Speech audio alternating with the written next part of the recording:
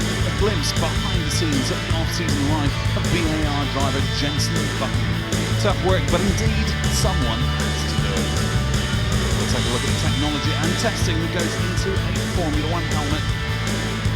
We've got Kartmasters seniors battling hands in the UK. And finally, we talk to some of the names and faces behind the Red Bull Formula One team.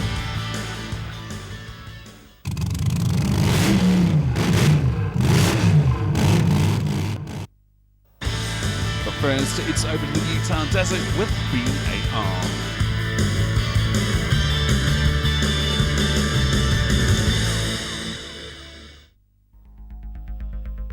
Utah's Bonneville salt flats have been the scene of land speed record attempts for more than a century. Now the BAR boys are on them. We're here doing a photo shoot with Hannah Schmidt here on the salt flats, which is pretty cool. This is a venue that I think everyone's heard of that's into motor racing. I was expecting completely white Salt Lake Desert with blue sky. It's just completely flooded. This is like magic. Never seen anything like this in my life before. Well, it's not what we wanted, but This is a very, very spectacular scenery, and reflection of the water is just absolutely fantastic. This is where the land speed record has been held for many years because it's so flat and it goes on for miles.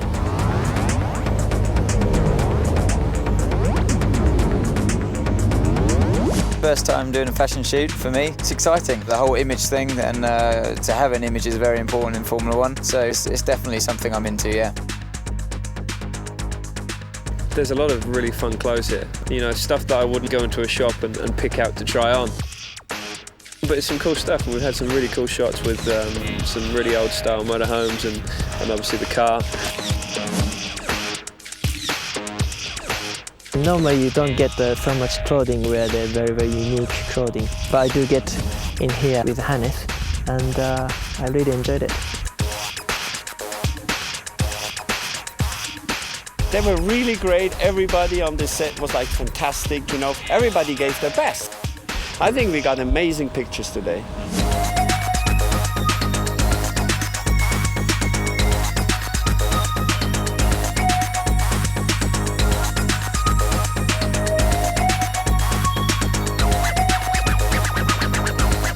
This is a great team. They're not only photogenic, they are personalities. They're great guys, and it's wonderful to work with them. Well, it's work, Jim, but not as we know it. Coming up next, we'll take a look at the technology behind helmets in Formula One.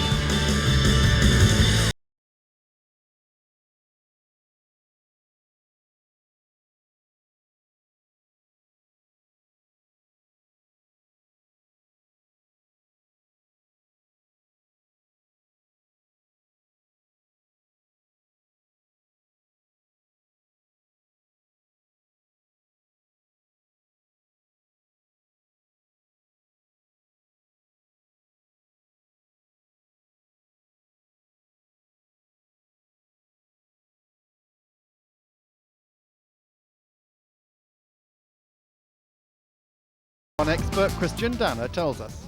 Der Helm des Fahrers steht im Wind. Well, the driver helmet sits in the airflow and therefore becomes part of the car's aerodynamics. Deswegen sieht man That's why some of the helmets you see today look quite peculiar. The flow of air around the driver's head does not create turbulence, but it has to flow smoothly into the airbox and over the rear wing. Die Luft weiter hinten ungestört auf den Heckflügel und in die Airbox hinein kann.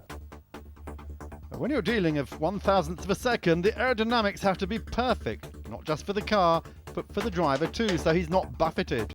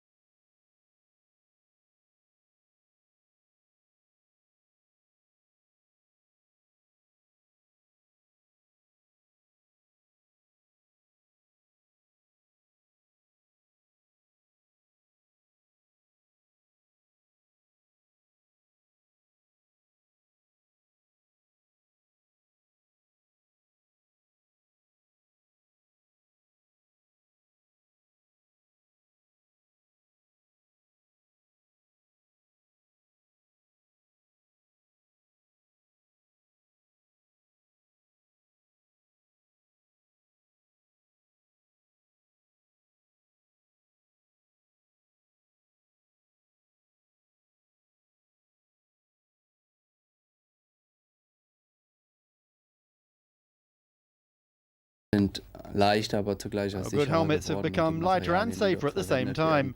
And the materials that are used, like special foam to reduce the impact if you hit your head on the monocoque, are very important too. We also have bulletproof visors from Schubert's.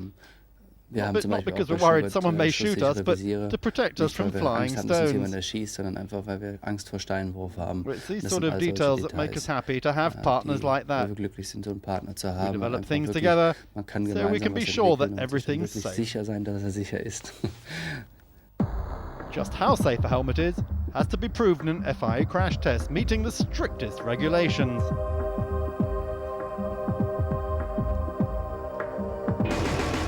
In terms of designs, anything goes as drivers show their individuality. But even the best-looking helmet's no good to anyone if it isn't safe and doesn't fit well, as Allianz's Dr. Christoph Lauterwasser explains.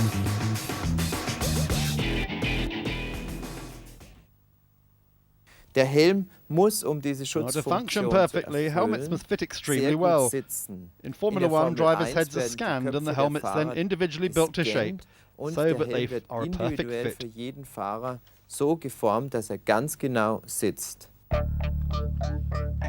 Never has the old saying been truer. If you've got a $10 head, then buy a $10 helmet. Although Schumacher and Montoya are changing race suits as they leave BMW Williams for new teams in 2005, their trusted helmets go with them. Right from the absolute pinnacle now to racing at grassroots level as we go to Kart Masters in the UK.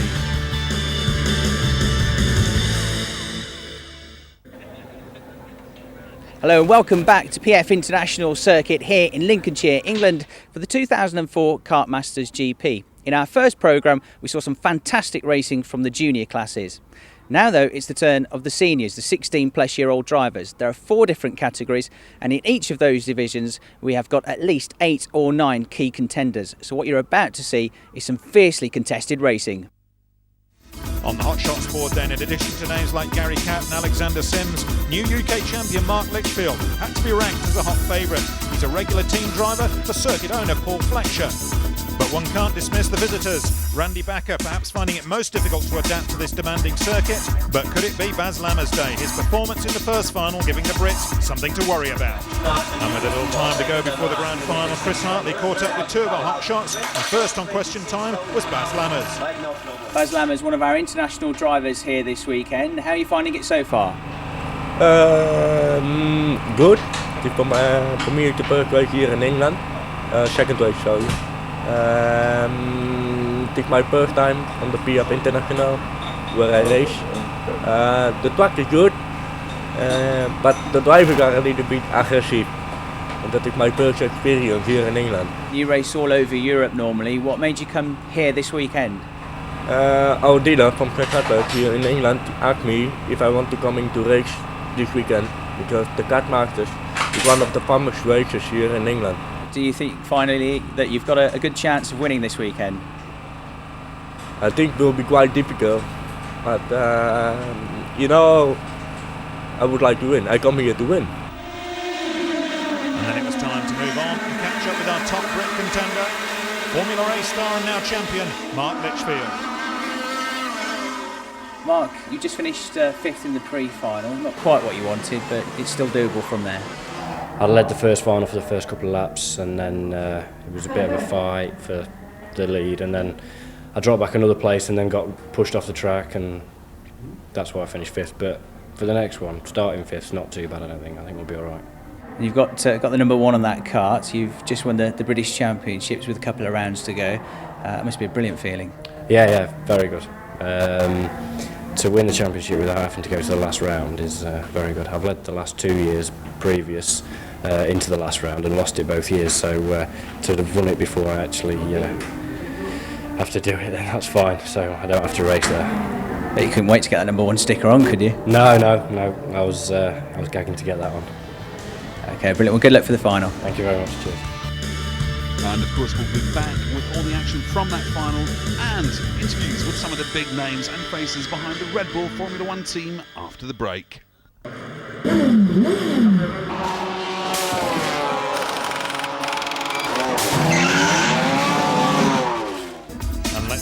the grid now for that final on pole as expected is the 2 kart of Gary Catt with 22 Alexander Sims for company on the first row. Row 2 sees 16 kart of Broxton-based Chris Nash, who has the 89 Tony kart of David Gregory alongside. Then it's number 1 Mark Litchfield paired with none other than 20 Baz Lammers to put pressure on him. Row 4 is the 3 kart of Jason Parrott, who has Cannock-based 26 Robert Suster for company. And row 5, Danny Crittenden paired with fellow teammate and camera kart driver Chris Chubb. Let's join Chris for the race. Thanks, Alan. We're on board then with number 44, Chris Chubb, who'll be giving us some great footage throughout the course of this race, no doubt. The category was introduced in 2001. It's open to virtually any type of 100cc engine, and there are no less than 7 British champions, past and present, in this contest. The lights go out then, and underway we go. Gary Catt on the inside there, in the number 2 car, on board through the first corner with Chubb staring at number 41. Danny Crittenden into the hairpin for the first time, then Catt leads. He won the pre-final from 3rd on the grid. Alex Sims, number 22, all over the curves there, but about to spring up the inside of 1, maybe 2 karts there. Might even wrestle 2nd place away from David Gregory in the number 89 outfit. Did he? No, he didn't. Baz Lammers has got through, in fact. The number 20 kart, the Dutch driver. He's having a terrific run here on a track that he doesn't know that well. And tucked up right behind Alex Sims. There's number 30, one of those champions we were talking about, the ICA champion, Jason Edgar, brother of Justin, who's also racing here this weekend in the 100 national category. Onto the straight then, and it's 2 Gary Catt that leads the race. Last year's Formula A British champion. Lammers has now got up to 2nd place ahead of Alex Sims. So the number 20 kart, the 2003 Formula A European champion, in 2nd position, having a storming drive here. A bit of ground to make up already though to Gary Catt. In 3rd place it's Alex Sims, number 22. Despite a cracking start, number 89 David Gregory is down to 4th place now. On-board footage and staring at the exhaust pipes of Danny Crittenden, and moving ahead there of Rob Souster in the number 26 kart goes our cameraman Chris Chubb, having a good race here in the early stages, using all of the curves there. Alex Sims is dropping away from the top 2 though, just dabbing the car around to make sure the engine doesn't get too hot and seize up. Plenty of revs on these karts. David Gregory still within sight of Alex Sims, number 22, the junior ICA champion of last year, and also running 12th in the Formula 8 Championship this year. On board again with Chris Chubb up the inside of number 26 there, Rob Souster. Once again, that pair having a terrific ding-dong. They've swapped places a couple of times now. It's allowed Danny Crittenden to edge away from them. Back up to the front with Gary Catt there, number 2, and he's still got some very close attentions from the Flying Dutchman, Baz Lammers. Through onto the next lap they go, and there's only a couple of tenths between them. Lammers gets his head down. It's becoming a 2-horse race. They're pulling away from Sims and Gregory in 3rd and 4th positions respectively. Swooping around the right-hander then, carrying plenty of speed. Hard on the brakes now, into the right-hander at the hairpin. Quickly back on the gas, and back on board we are with Chris Chubb, and this time he's staring at the back of David Gregory's car. That means he's up inside the top 6, Chris Chubb. Great run from 10th place on the grid. Up to 4th position now, we've got Mark Litchfield, who's recently wrapped up the 2004 Formula A British Championship with a couple of races to spare. He's had a slow start to this race, but coming into contention now. The top 2 are clearing away with it though, but 3rd and 4th is still up for grabs. And there's a terrific scrap from 5th, 6th and 7th. There's our cameraman, Chris Chubb, number 44. And that's what he's seeing at the moment. David Gregory getting close as he gets up towards the first hairpin. Now he's got a good run coming out of the corner, out accelerating the number 89 kart, up the inside where the gap is created, and through he goes. Might have got a bit of a tap on the shoulder there on the way out of the corner, but he gets through. The next target for him is going to be number 41, Danny Crittenden, although Crittenden has put a bit of a spurt on at this juncture in the race. But certainly fine driving here from the man that's carrying our onboards. He's giving us some wonderful shots and a real sense of what it's like to be in the mix of a kart race here, the 2004 Kartmasters Championship. Now suddenly Baz Lammers has dropped away from Gary Catt, and he's quickly dropped away as well. He's got a problem. He's a bit slippery sliding on the way into the Bruno Ferrari corner, glancing over his shoulder. Has he got a problem? He must have a problem because he waves through Alex Sims into 2nd place. You wouldn't do that unless you knew you got a problem. However, the gentleman Alex Sims acknowledges the gesture. Baz Lammers will catch too many drivers, even though he's got a problem letting everybody else through. He's hanging on to the tail of Sims at this juncture though. He's got Mark Litchfield breathing down his neck though. Litchfield trying to get himself up onto the podium here. First place looks very much as though it's going to go the way of Gary Catt. He's been a couple of tenths quicker than everybody in this race, but he's been helped by all the infighting behind him. The 2nd, 3rd and 4th place drivers slowing each other up as they scrap amongst themselves. Now Lammers looks over his shoulder, and again waves through a driver. A small thanks there from Litchfield, but he has to hang onto the steering wheel through this part of the course. It's a really fast right-hander, that. Litchfield now has moved up into the podium-paying positions from 5th on the grid. Lammers drops down to 4th position, and he's struggling with tyres, it looks like to me. He's really slipping around a couple of the faster corners, and a shame that he's not going to finish on the podium. Danny Crittenden is queuing up behind, but we're on to the final lap now. Gary Catt is being caught here by Alex Sims, but Sims is running out of time, and probably to some extent Catt has backed off the gas a little bit as he brings it on home towards the checkered flag. The outgoing British champion then is going to have some consolation when he takes the Kart Masters title in about 2 seconds' time. There he is, Sims takes 2nd position, and Mark Litchfield comes home in 3rd place. A fantastic win there for Gary Catt, who eventually solved the challenge from 2nd place Sims, Mark Litchfield 3rd, Baz Lammers 4th, and Danny Crittenden in 5th. So our top 3 take a well-deserved lap of honour after what was a fiercely fought final. Let's join Chris, who's with the winner. Gary, good race, getting quite close towards the end though, wasn't it?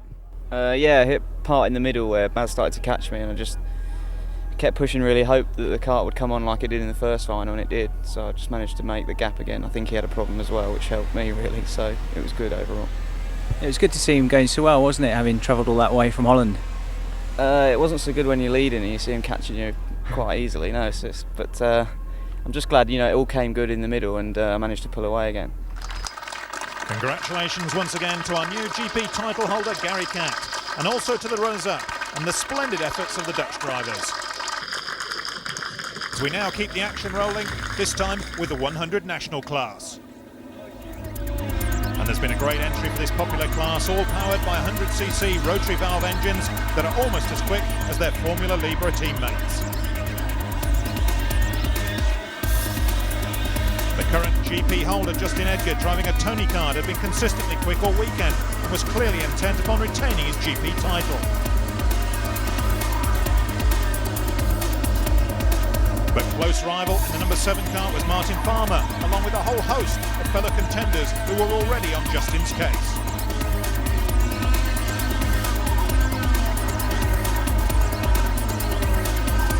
And always there to seize the opportunity, the Kent-based driver, number 9, Tiffany Chittenden.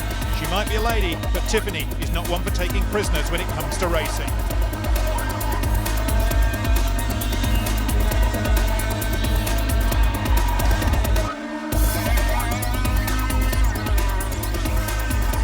But in the end, it was to be Edgar all the way, with a great drive from Tiffany to take 2nd, from 3rd place, Dane Smith.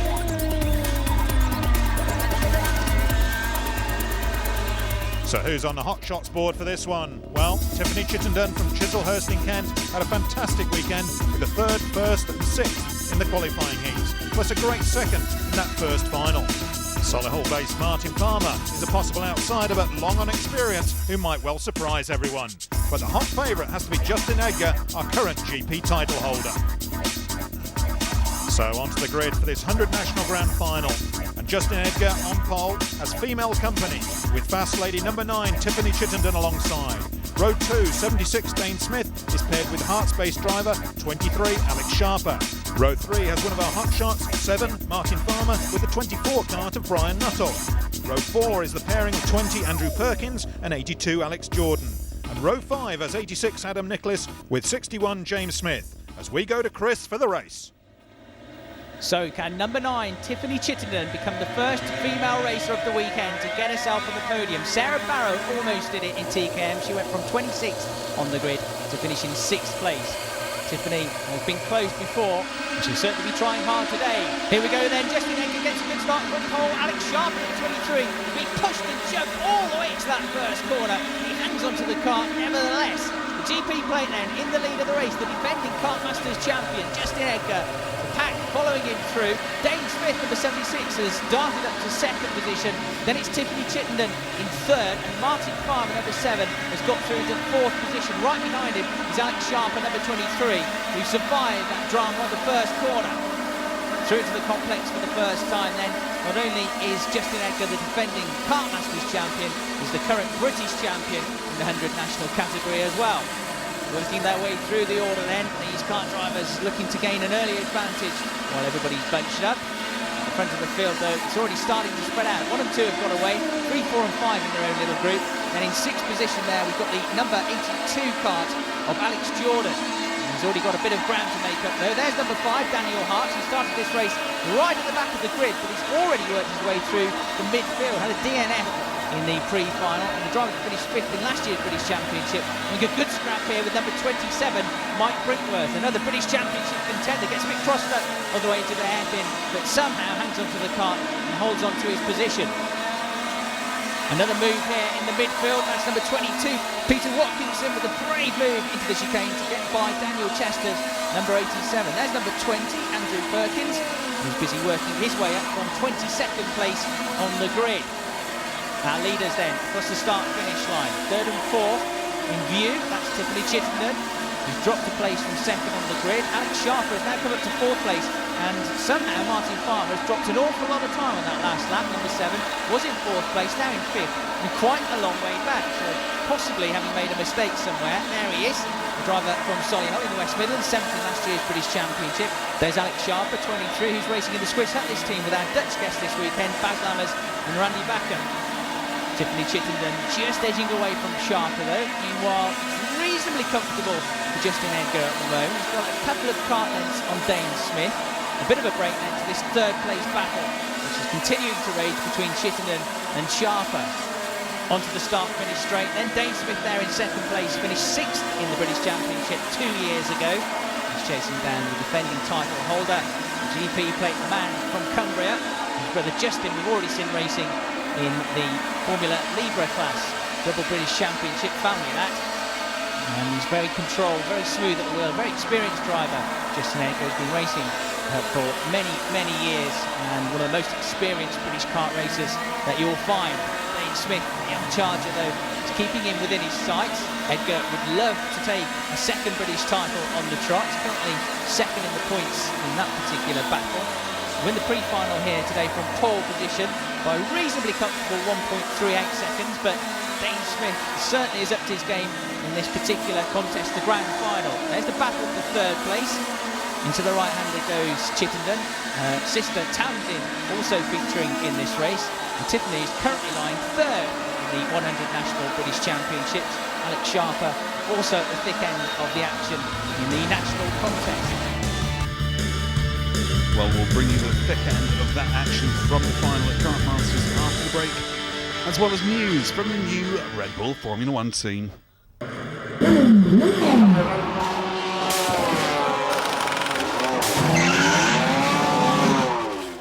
Getting ever closer to the rear bumper of the number 9 kart.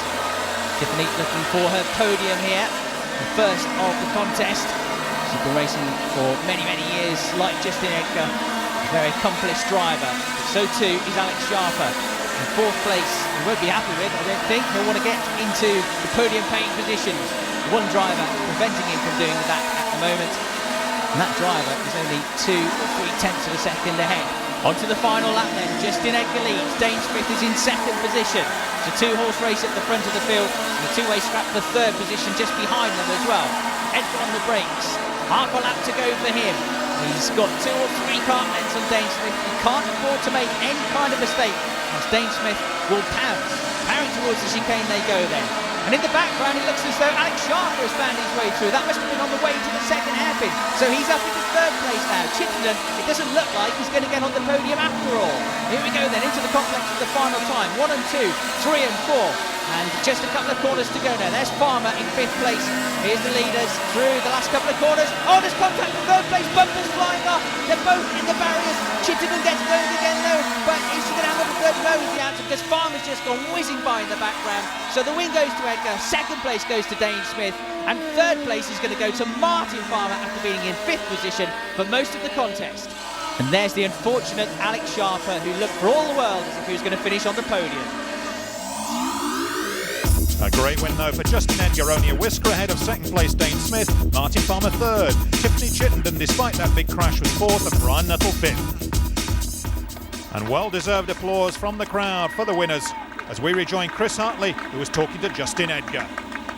Justin, great drive, but Dane kept you honest all the way, didn't he? Yeah, he sure did. I could see Dane every lap when I looked back, and he was right on my tail, and I knew if I made one mistake he was going to come through, and he kept on me all the time, so hard race. It's a track that's been kind to you over the years, hasn't it, though? Yeah, I've had some good results here. I won the GP last year, so I like this track. It's one of my best tracks. So it's congratulations to all our finalists, but particularly to Justin Edgar for such a great defence of his GP title. It's time to turn our attentions to Formula Rotax Max. The entry in this class has been so large that no less than 6 qualifying heats have had to be run. So those that have made it through to this first final really do represent the cream of this ever-popular formula. One hot favourite was the Sheffield-based driver Phil English, driving the 53 kart, already with 2 seconds and 1/4 place in the heats and pole position in this race. On board with Michael Simpson, the current GP title holder, could he retain his crown?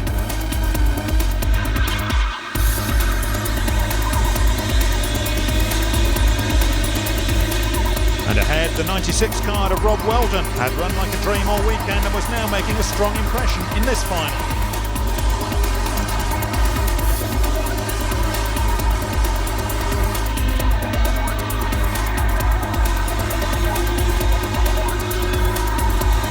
Meanwhile, Michael Simpson was struggling to find a way past the 3 kart of Martin Pearce, having failed to improve upon his 8th place start. And ahead of Simpson was to be Weldon, who eventually took the win by only some 0.3 seconds ahead of Phil English.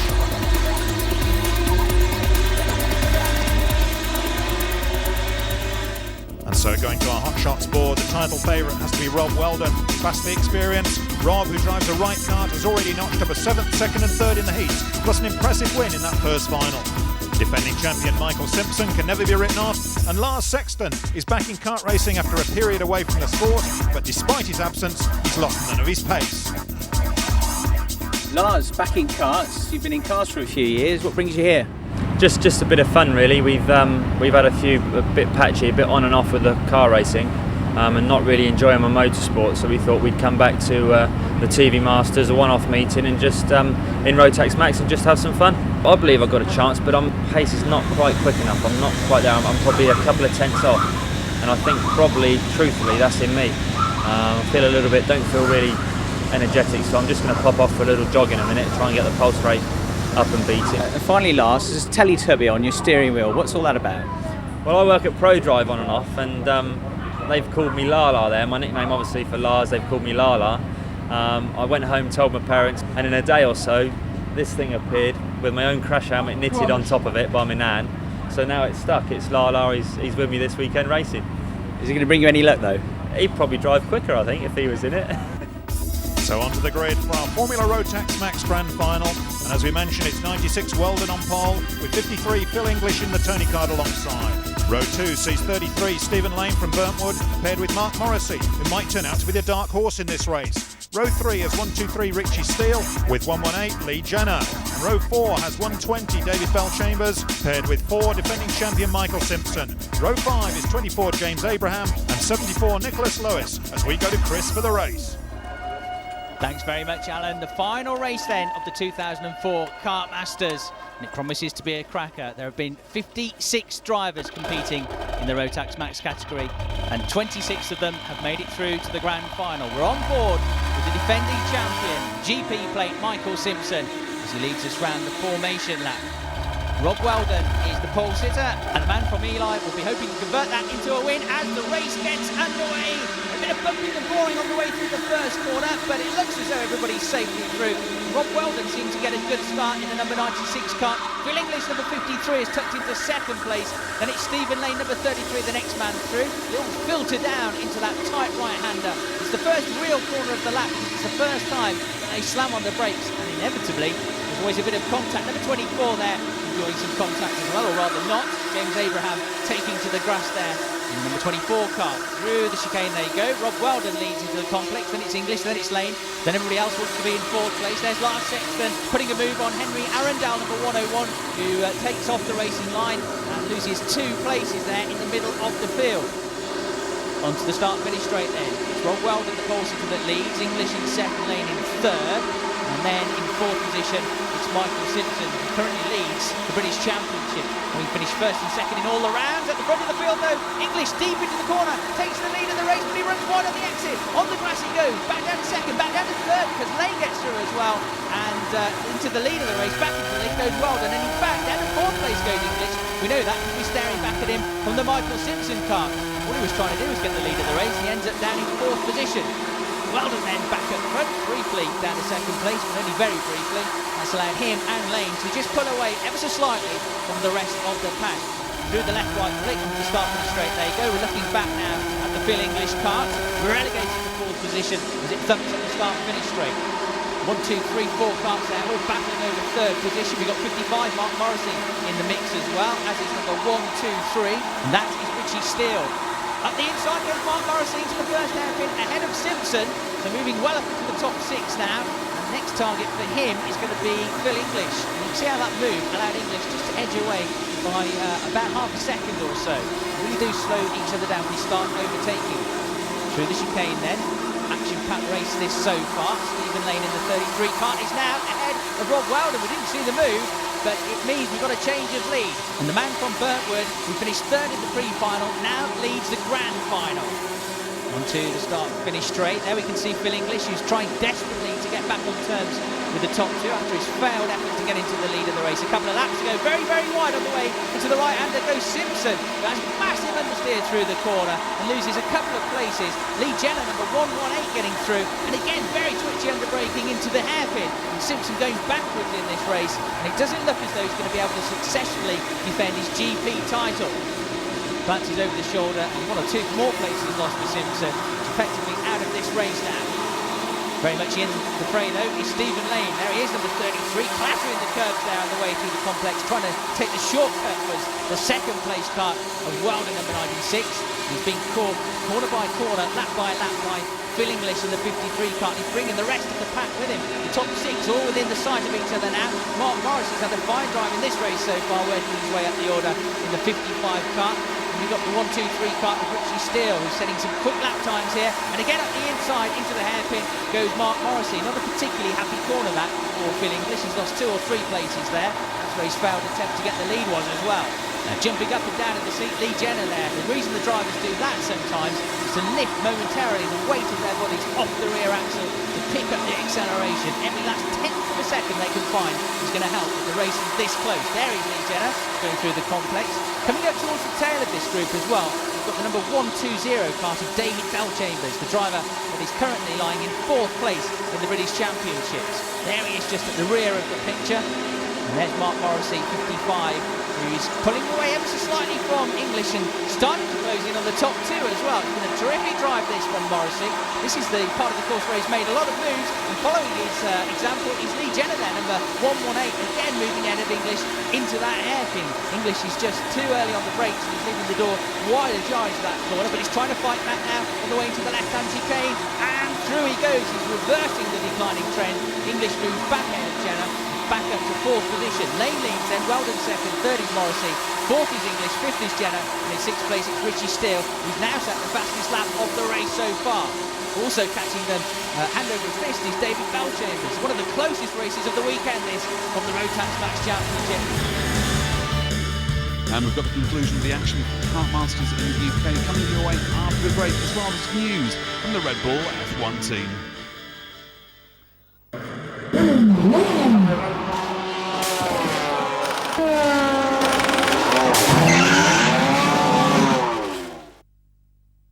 Stephen Lane, and from Staffordshire, is at the head of the field. 2nd place is the driver from Eli, Rob Weldon, who's trying to get his lead back. Now he's having to defend at the same time as he attacks, because Mark Morrissey in the 55 kart has come into the fray.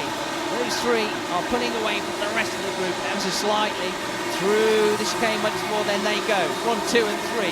All of them have a great chance of winning this race. Stephen Lane has led the most laps. Rob Weldon won the pre-final and led the early stages, but it's Morrissey that has got the bit between his teeth. The driver catching both of those 2 leaders there in the 55 car. Bursting onto the start-finish straight once more then, coming into the closing stages.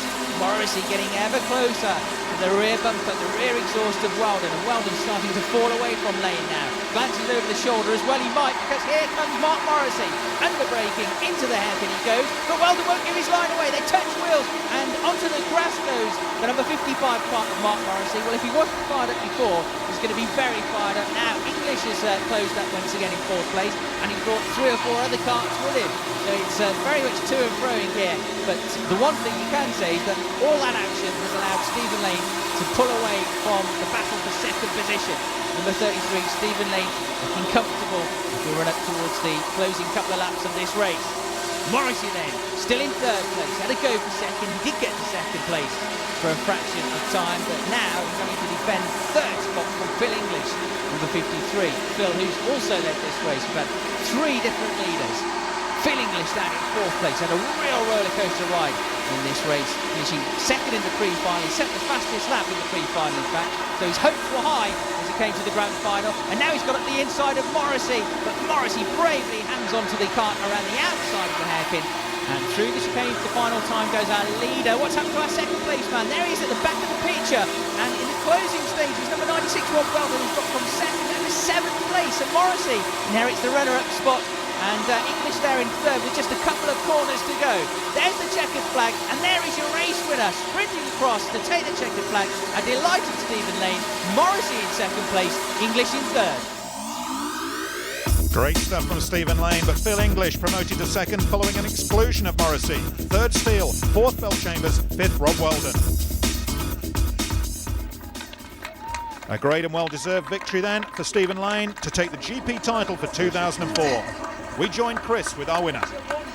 Stephen, well done. Brilliant win for you. The first few laps was very important, wasn't it? Yeah, the first few laps are probably the most important of the race. My start wasn't brilliant, but it was steady. I maintained 3rd position. The leading 2 did edge out a little bit, whether their kart was set up to come on a little sooner. But after sort of 3 or 4 laps, I realised that I was actually quicker. And so instead of sort of playing the waiting game, I thought I'd make the move. I managed to edge out enough of a gap where then I could be a bit more sort of relaxed and conservative and didn't really have to push too hard. But in the end, it was a great result, and I need to thank everyone who's helped me this weekend. Well, congratulations once again to our finalist and the new GP title holder, Stephen Lane, as the traditional champagne celebrations now get underway.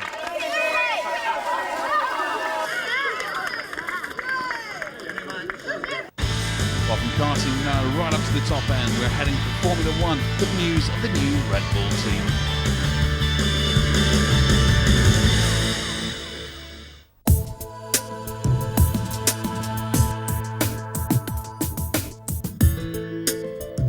After what it would only be fair to describe as a troubled and largely success-free 5 years in Formula 1, parent company Ford finally decided that 2004 would be the last season for Jaguar on the Grand Prix grid. The entire team, and indeed its engine supplier Cosworth, was put up for sale, marking the end of a 40-year history for Ford in Formula 1.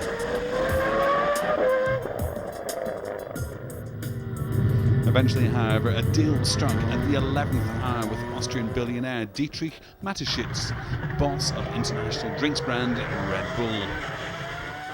One-time majority shareholder in the Sauber team, Mateschitz obviously felt that the greater opportunity in Formula 1 lay in picking up the remains of the Jaguar team. Building on what had been the most reliable Jaguar to date, and that's not really saying a great deal, the new Red Bull RB1 retains Cosworth racing power, as well as the services of 2004's number 2 driver, Christian Klein.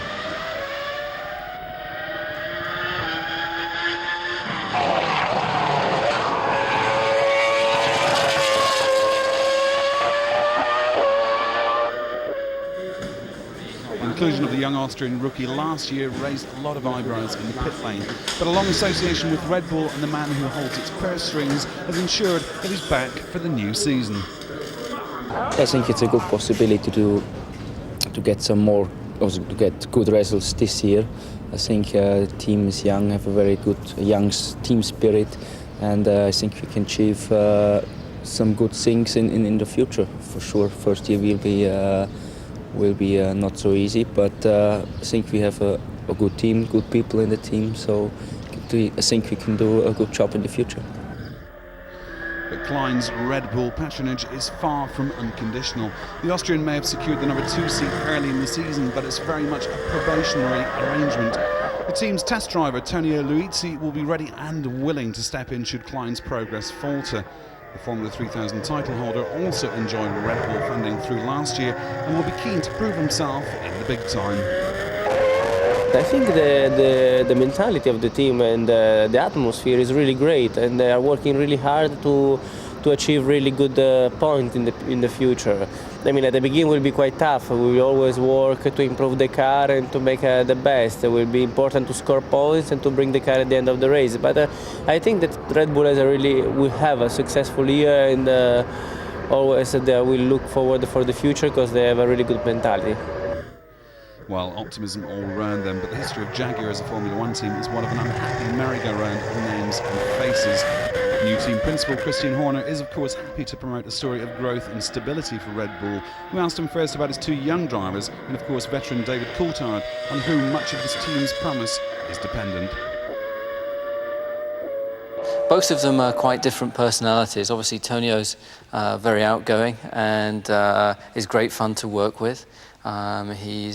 He's obviously extremely talented and is relatively inexperienced as far as Formula 1's concerned. Christian, obviously, I'm getting to know. He had a very strong year as a rookie driver last year. You can see his confidence is growing all of the time, and you know, they're working very well together. David brings a vast amount to Red Bull Racing. He has over 10 years experience. He's won 13 Grand Prix. He's been on the podium over, I think, 50 times. You know, he has a wealth of knowledge and he, to be honest with you, is our biggest asset this year. So we'll be looking to utilize as much of that information and knowledge as we can. He's still only 33 years of age. He's extremely motivated and still has a lot to give. Well, after a long and generally successful association with McLaren, Coulthard's move to Red Bull at that ripe old age was seen by F1's master ranks of critics as the Scot effectively placing 1 foot of his career in the grave. His superb 4th place at Adelaide, however, will hopefully have silenced most of his detractors, but the question of what he saw in the Red Bull job beyond an extension of his career still hangs. It's not just that it's continuing racing in Formula 1, but what I saw was a proven track record of success and commitment from the Red Bull brand, as well as the belief that the ingredients that they have, which are the old Jaguar team. A number of people there I've worked with in the past, in my early part of my career, so I knew and had relationships with these people for more than 10 years. One of the strengths, I believe, of the company is its confidence in the people that it employs, and the ability for the people that are employed by the company to give their opinion. Because if you get 10 different people and ask their opinion on something, you might get 10 completely different answers. But that's all it is an opinion. But one of them has to be taken as being the direction that you're going to go, and whatever it is. So I have a level of confidence to speak my mind and to say what I believe is the correct way in the areas that I can influence as a driver. Well, of Coulthard's 4th place at the opening Grand Prix of the season in Adelaide is nothing to go by. Red Bull and the veteran Scot could indeed silence many of their critics in this crucial first season. Klein's 7th place was equally important for the Austrian. Will they all keep it up? Well, only time